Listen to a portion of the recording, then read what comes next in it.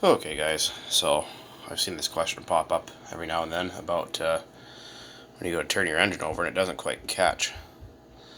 Like your one-way bearing is slipping. That's a very easy problem to fix for almost free. You don't need to often replace it unless it's actually broken or this trick doesn't work, which 99% of the time it does. So there's a one-way bearing in there, as you can see. And oftentimes what happens is the little rollers in there get all clogged up with castor oil. The oil from the fuel gets all varnished up in there. And over time, this little starter shaft, see how it gets all shiny like that? Or kind of shitty looking like that one. All you gotta do is take yourself a piece of sandpaper. Usually fine, like around 600 or 800 grit's okay. You don't need to get any kind of crazy stuff. And where you see it popping out of your motor, doesn't matter what style you have, if it's internal or external, just where you see it sticking out, just sand that much of it. Don't sand the whole thing because you don't want to make any slop in this bushing here. So you just take it and I'll sand that and I'll get back to you guys in a minute here. Alright, we're back.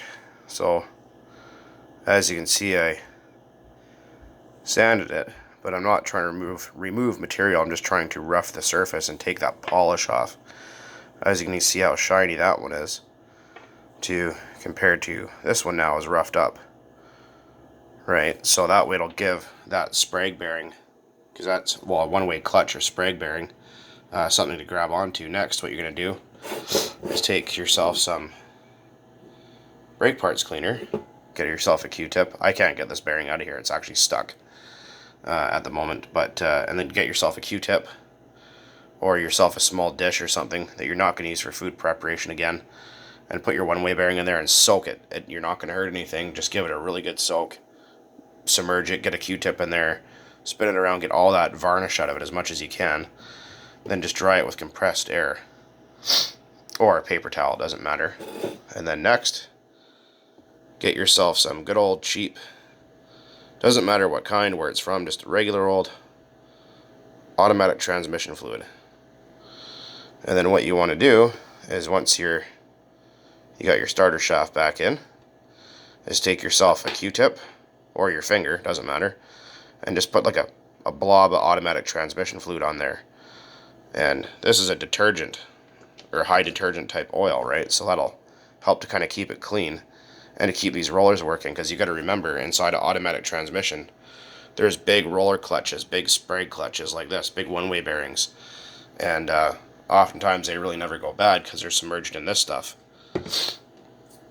Just as an example, right? So yeah, don't worry about replacing them because they're often expensive, especially if you have one for like an old OS motor or something like that. They're often tough to find, and you don't want to wait forever to get a new one because that's kind of annoying. So, but there's a trick. So just get yourself some regular old sandpaper, maybe 600 grit, 800 grit wet dry.